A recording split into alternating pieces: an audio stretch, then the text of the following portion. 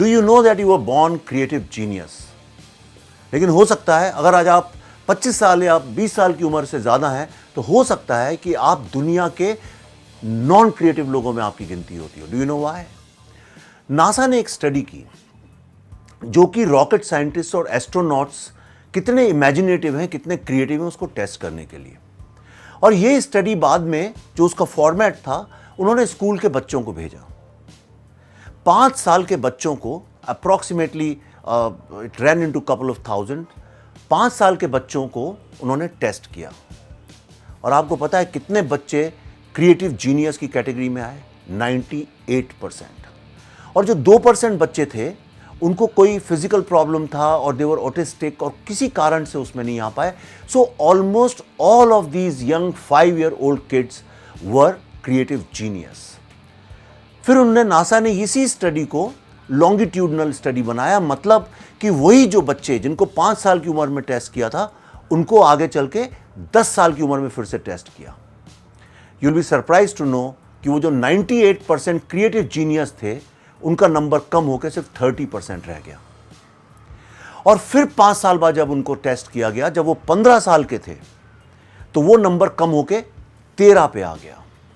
Means only 13% remain creative genius, जो imagine कर सकते थे, नई चीजें इन्वेंट कर सकते थे, जो स्टोरी टेलर्स थे, जो दुनिया को एक नए पर्सपेक्टिव, एक एक्सेंट्रिक वियर्ड पर्सपेक्टिव से देख सकते थे और वर्ल्ड में कुछ क्रिएटिवली कंट्रीब्यूट कर सकते थे।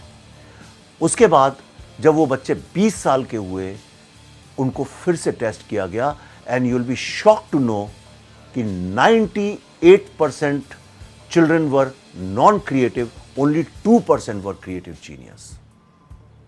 Now you look at yourself. Are you creative or not creative?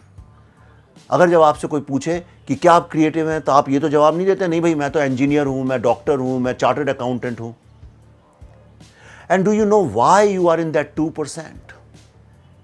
इसलिए नहीं कि आप क्रिएटिव नहीं है, इट इज बिकॉज जो ये एजुकेशन सिस्टम है, जो पूरी पेरेंटल अपब्रिंगिंग है और जो सोसाइटी के जो नॉर्म्स हैं, ये basically they are created.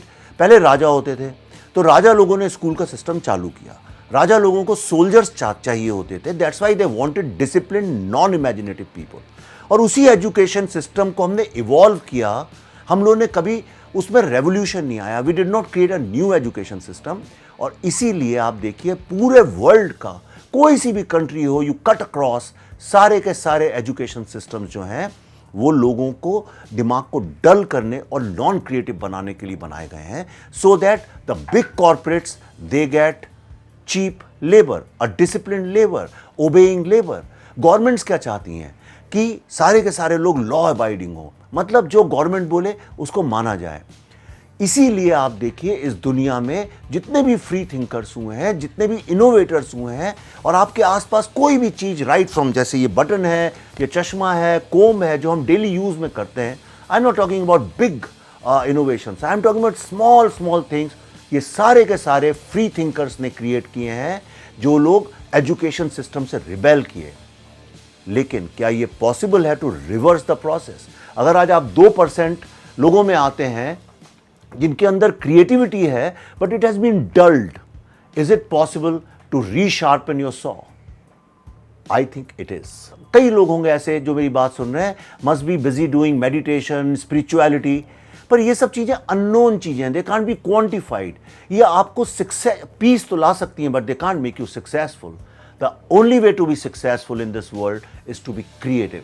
All जो हम इकोलॉजी की बात करते हैं, इक्वालिटी की करते हैं, जेंडर इक्वालिटी की करते हैं, हम गरीब और अमीर के बीच के डिस्क्रिमिनेशन की जो बात करते हैं, ये सारे प्रॉब्लम्स तभी सॉल्व हो सकते हैं when you are a creative soul.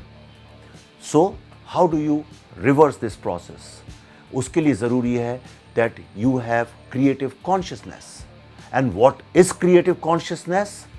This we learn in the next episode. So just wait for that.